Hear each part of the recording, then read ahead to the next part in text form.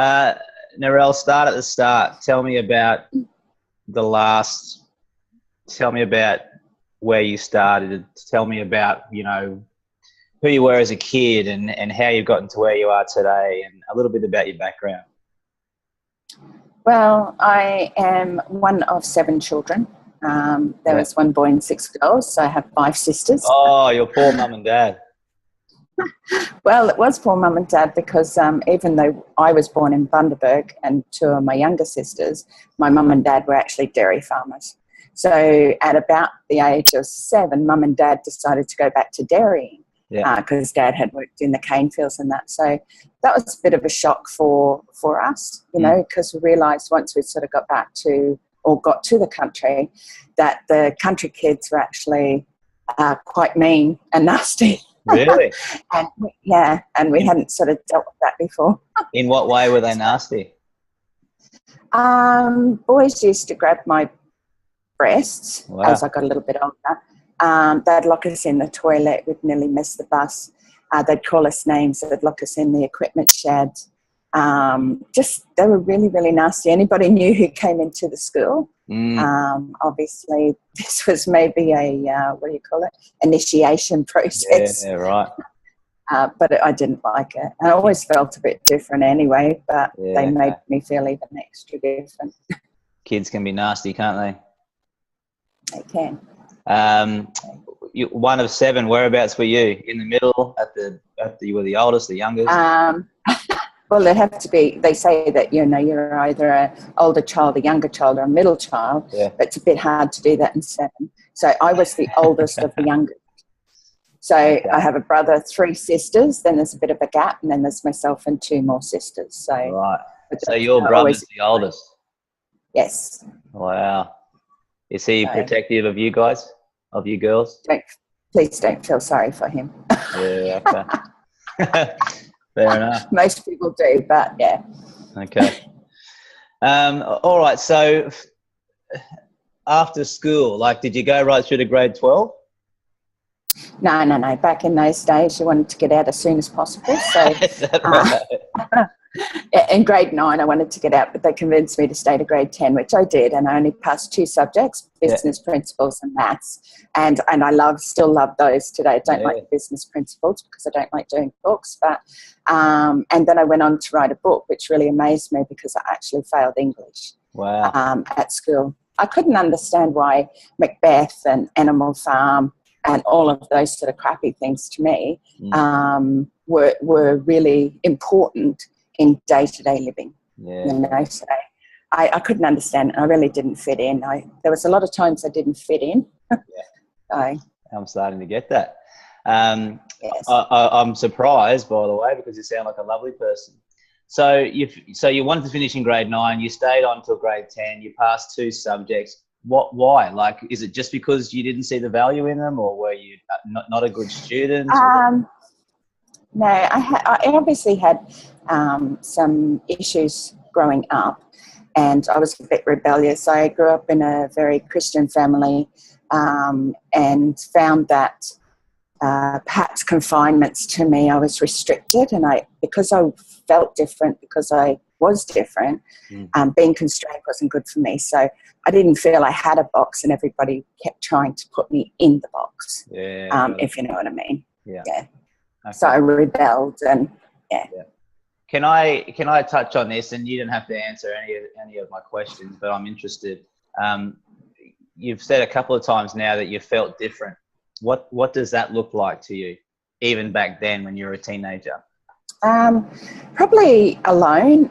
There was many times I spent alone when we were on the dairy farms. When we moved to the dairy farms, I used to sing where the cows used to be milked and everything.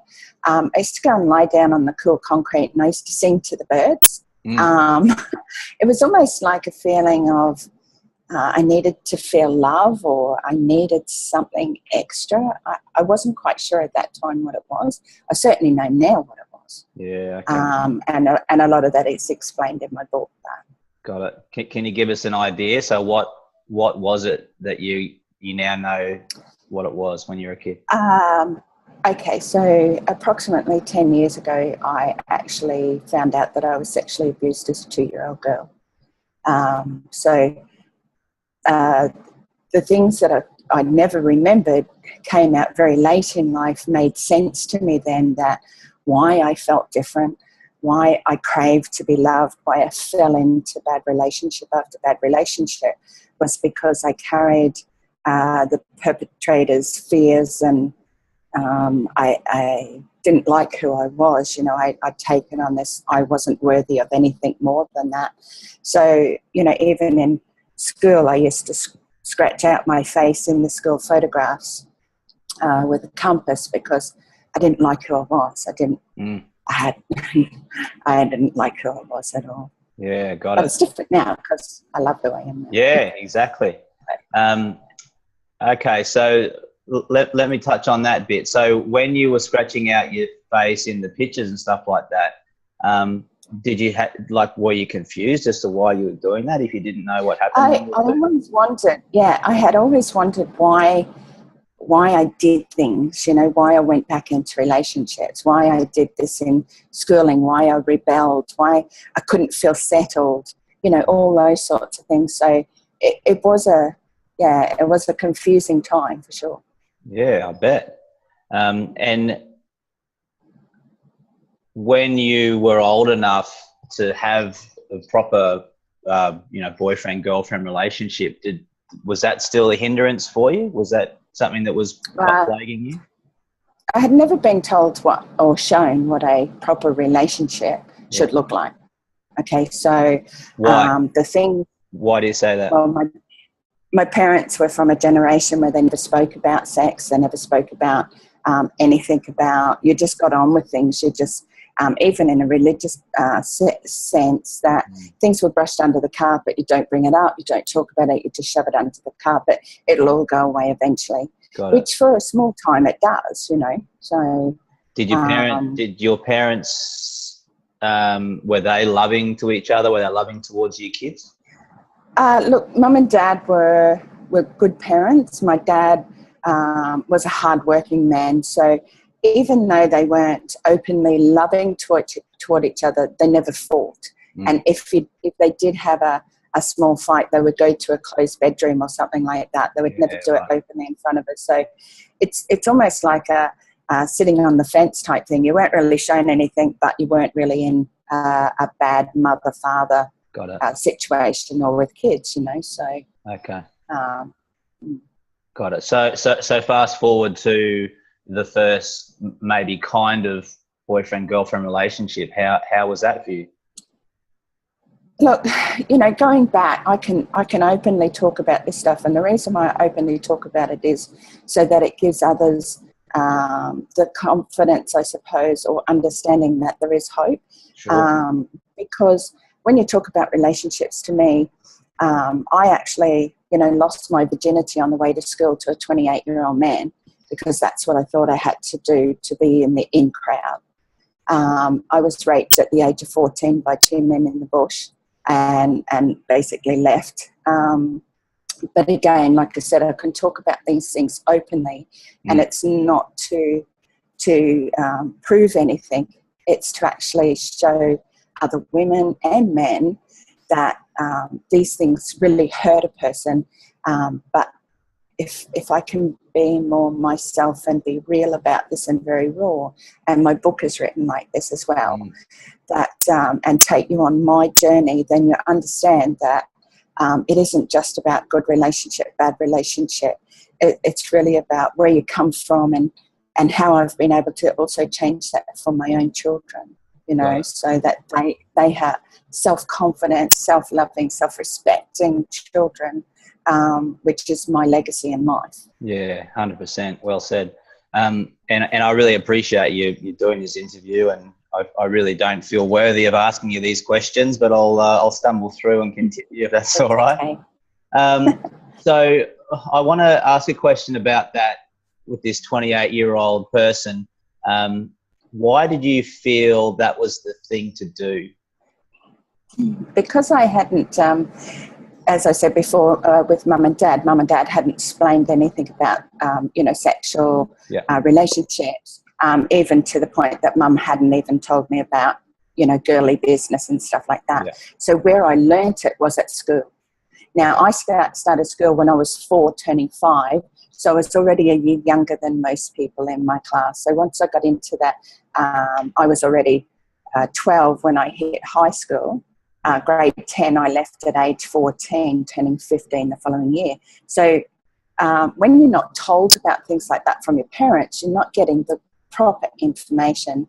So when you learn it from girls at school, you can be learning anything. And I was quite naive in a sense, even though you grow up on farms and you see cows have calves and stuff like that. I was naive to what happens in a human's life as such. So I learned everything I needed to. So the girls were all probably sexually active, or said they were. And it was almost like, again, another initiation where you had to be a certain standard or be a certain person and to fit in. I was already not fitting in. I felt different, so I wanted to fit in. So that's the reason why. It wasn't me who arranged it. It was my best friend, and she sat in the dining room while things happened. Right. So it's not sort of something you want to recall as a memory. Yeah. So. Okay. So, but you, like, that wasn't rape. You were consenting to that situation. Well, I was consenting. I really didn't know what I was consenting to. I just knew that I needed to have sex to fit in. I see.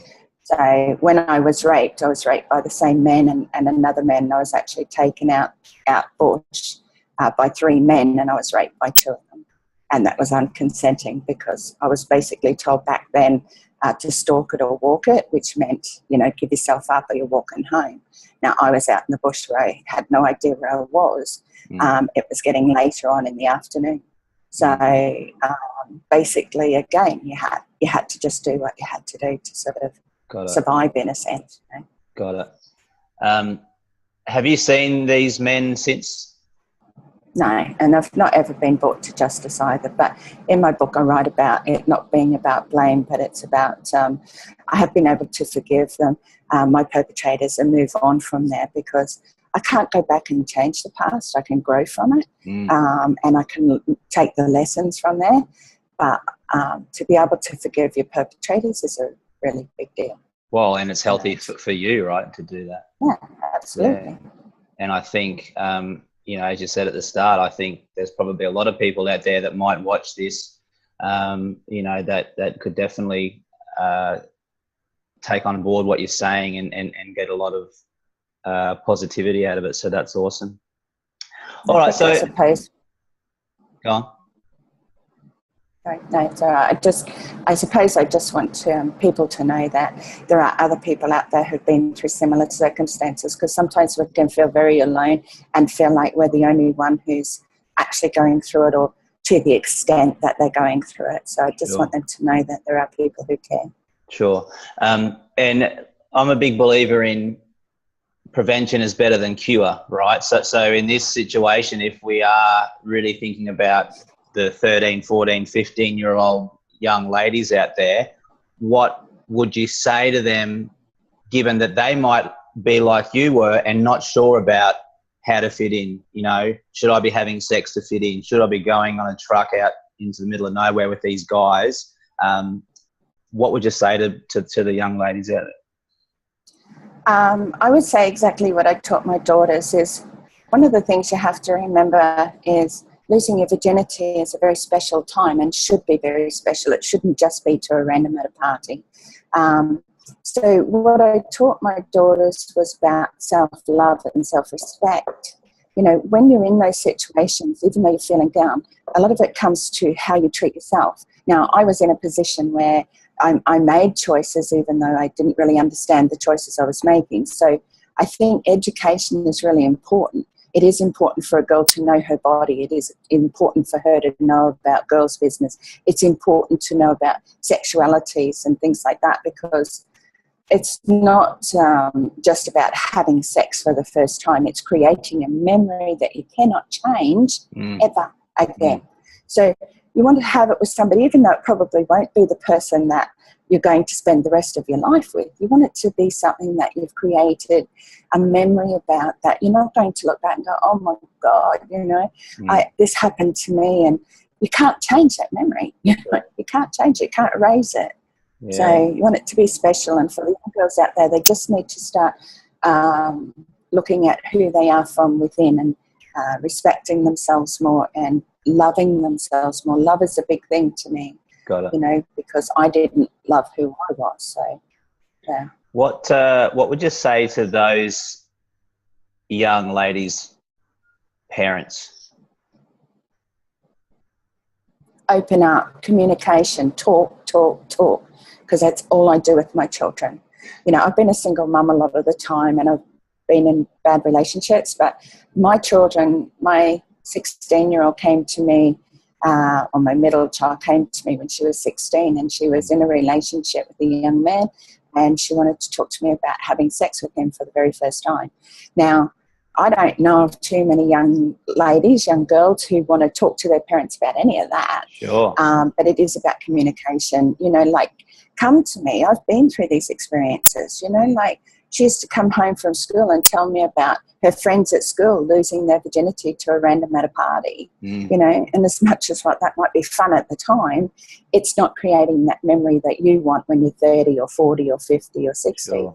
And still maybe having problems around that because you weren't accepted with love. It was just a whatever, you know. Yeah. It just happened. Yeah, exactly. And like you say, that might very well stem into relationships for the next 20, 30, 40, 50 years. Problems. Sure. Yeah. Yeah. You mentioned your parents and how that communication wasn't there, and you've just said that's really, really important.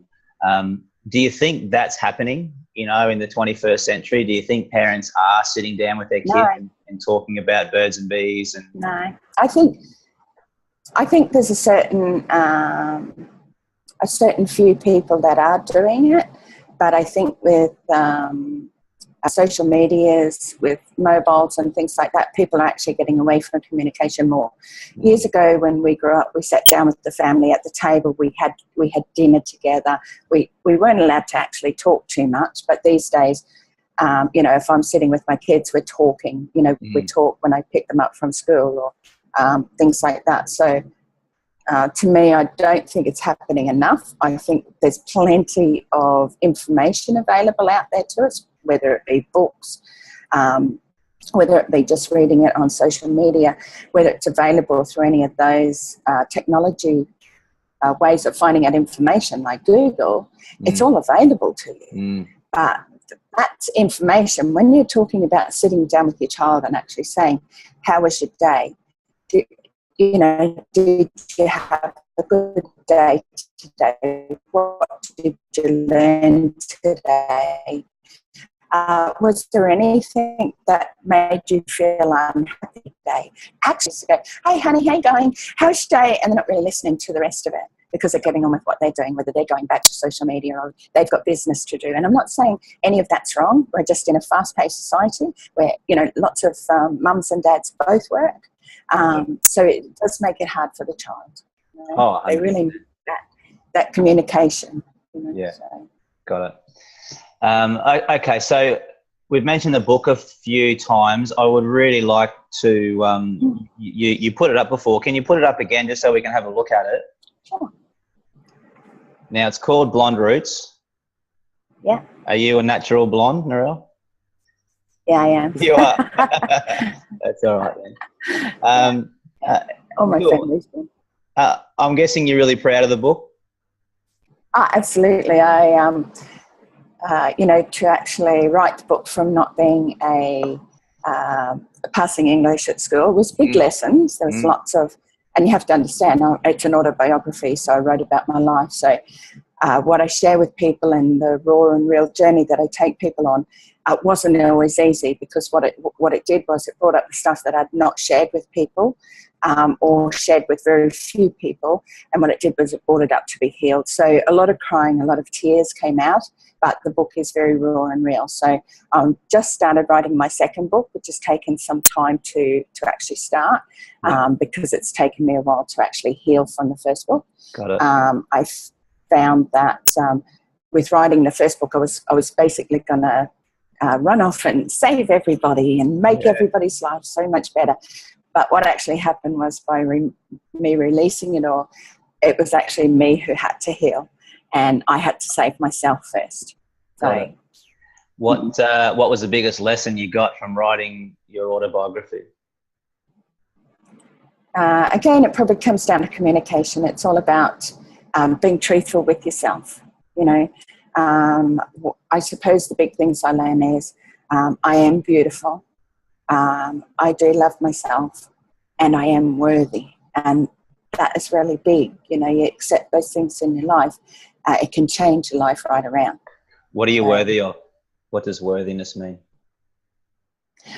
Worthiness means to be able to make your own choices, to move forward, to be on, to have a purpose in life, to love those around you, to encourage, to show love to everyone, you know, and not be judgmental. Everybody's on their journey, and as I always share with people is, who are we to judge where somebody is on their journey just because they're doing something we don't like? So who are we to judge that? You know, if I've come through all of this and I am sitting where I am right now, fantastic. And people should be more encouraging of people doing that, because it is big steps. You know, so we encourage everybody, we help everybody along their path. We're not always there to help them totally. We're just there sometimes to plant the seed, or water the seed, or make little thingies in their life. So it's, to me, that's worthiness. I agree with you 100%. And I think an issue, or maybe a lesson that I've learned for me personally is with my son and maybe other people around me, is I've gone in to fix them, you know, and it's like, who am I to even think that I can? That's one. But two, just, you know, giving people advice, and that's not necessarily the best step forward. You know, I know with my 13-year-old son, I would much rather him make mistakes, right? And guide him along those mistakes and supervise those mistakes, so to speak, but still let him make those mistakes, you know? Absolutely. I think if you take too much away from the children, and that's what happened too in society. Society says, oh my gosh, we don't want our children to suffer like we did, so we're just going to bubble wrap them up, we're going to protect them, and we're going to give them everything. And it was the worst thing that we could have ever done, because we've got a certain degree of a generation that think we owe them, or that things should be just given to them, you know, because that's the way they were taught. So you're right, with your son, it is experience. It's time for children to experience things in life. Guidance is the best thing. I'm not much, when you ask me a question about what advice I have for people, I don't really give advice, I give guidance. Mine is more about, look, this is what I went through and this is how I coped, but that may be completely different for the next person, you know. Everybody's got to find their own little part where it works, but you know, definitely to start stepping out of the box a little bit more and trying. And if they've got a troublesome child, they need to sit down and find out why there is a problem there, you know. 100%. You can only do that by talking. Like you keep saying, communication, right? It's so important. Question around the book and your kids, have they read the book, or do they know the content that's in the book? Well, my son, he had lived through some of it, so he understands it a bit more. None of my children have actually read the book. I did ask that they were a little bit older before they did read the book, because I didn't want them to feel that it was you know, something that their mum had suffered through so badly. So I didn't want them to feel the total emotions around it. But I understand now that everything's in the right timing, and if my children were to read my book, then I'm okay with that, because I'm a stronger woman now too. Had they have read it when I first wrote it, probably not a good idea, because I was still coping with actually releasing all of that hurt and pain, whereas now I'm able to communicate with them and sit down and say, well, this happened because, you know, in a more positive way. They do know, they do know some of the content anyway. They just don't know specifics. All right. So what I'm interested in knowing a little bit about your backgrounds is what now? So, you know, what do you do with your days? Obviously, you're an author and you're about to, you know, write your, or you're on the process of writing your second book. What do you fill your days with these days? Well, in 2015, I actually had open heart surgery. I had been involved in a really bad accident in 2007. I was still coming through some chronic pain issues. I was working in the mines at the time. What happened And there? they dropped an excavator bucket down onto the headboard of my truck, which caused me to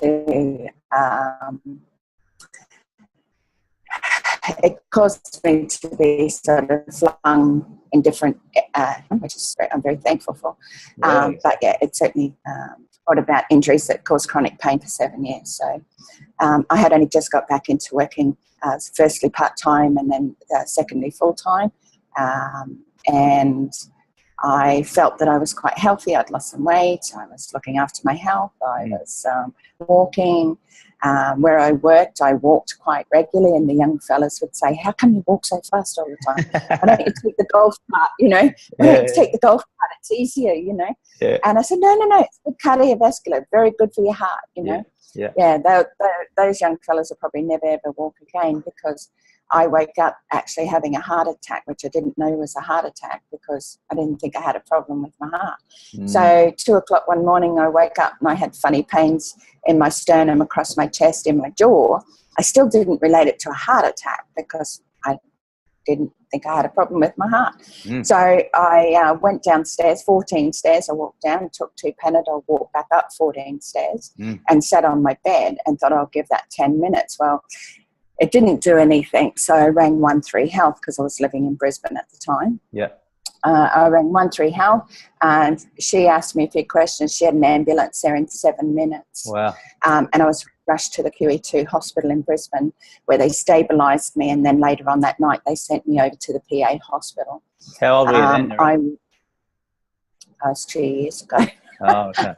So, 54 years old. Yeah, got it. So, that's young, right? It is. Yeah. Well, I think it is, and I think I'm a young 54. But so once they sort of had me in there, I never actually came home or was sent home. They did a angiogram, which found out I had 100% blockage in 2 of my arteries and 50% in another. So they actually went in and did open heart surgery. So I've got the big scar in my chest. And I also have 2 11-inch scars on each leg because that's where they took the veins or the arteries to repair my heart. So then I had to recover from that. So 4 months after open heart surgery, I got frozen shoulder, which I've had now for like 16, 17 months. I haven't been able to do anything. I can't brush my hair. I can't wipe my back. My son is actually my carer. So even though it's held me back, I'm still starting my second book. I still get out there and walk. I still get out there and talk to people.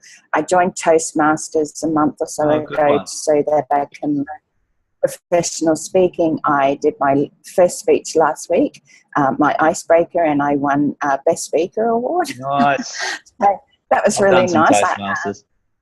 And I suppose it's just doing things that I can do, you know, and not focusing on what I can't do, because eventually I've set down goals for 2018 to actually travel around Australia, talking to women, men, everything about not only my book, but and not only about awareness, because I think there's already enough awareness out there, but it's just genuinely communicating with people and allowing them a safe space to be able to open up. So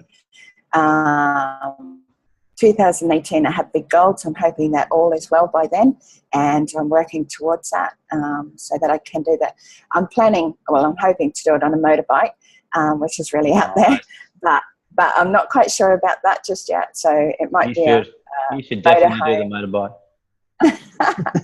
Well, I'd like to do it, but you know, I have to look at realistics and But I'd like to meet people in person. I like to I have so many Facebook friends that are beautiful friends, encouraging, that I've not ever met in person.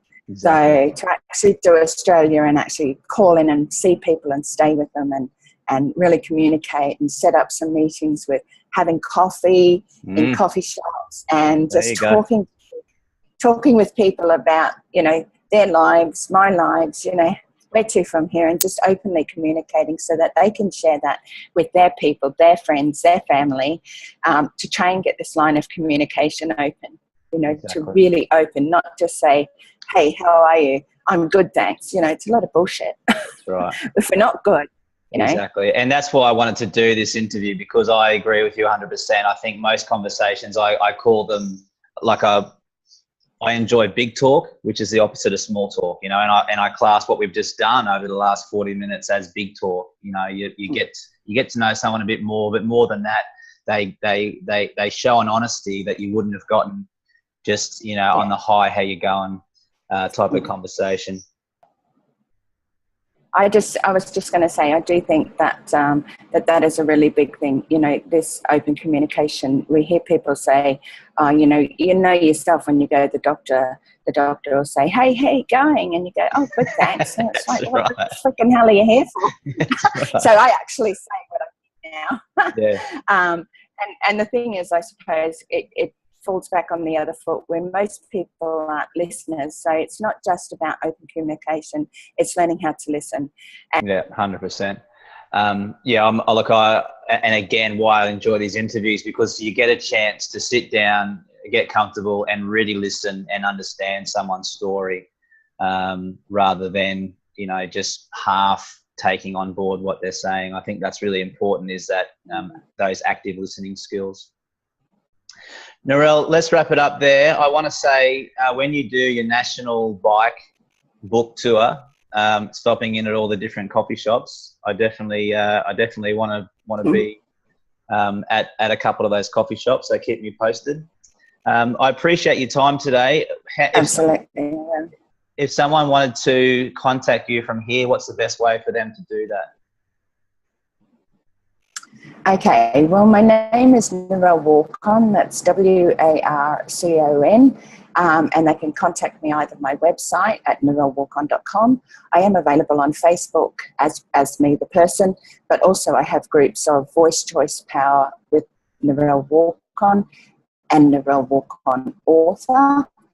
And yeah, you can send me an email at narellewarcon@gmail.com. Awesome. Narelle, I love the honesty. If I didn't have to stop the recording because of my stupid computer program, I'd love to chat to you more. But thanks a million, and I'll see you on Facebook. Absolutely, and thank you so much for the opportunity just to speak and get it out there. Definitely. Thank Anytime. you. Thanks, Thanks, Narelle. Matt. Bye-bye. Take